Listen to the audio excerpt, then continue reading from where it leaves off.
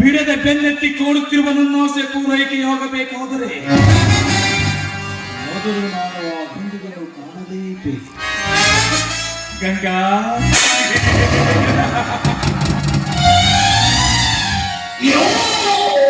ಹೆಸರಿಗೆ ತಕ್ಕಂತೆ ನುಡಿಸೋಣ.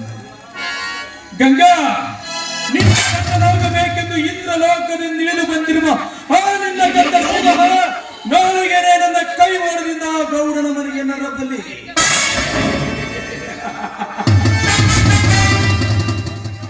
ಸುರಲೋಕಕ್ಕೆ ಸೋಪಾನ ಕಟ್ಟಿ ದಿಟ್ಟ ಹೆಜ್ಜೆಯನ್ನಿಟ್ಟ ಈ ಚೆಲುವ ನಾಗರಾಜ್ ಹೋಗುವುದು ನಿನ್ನ ಹೃದಯದ ದೊರೆ.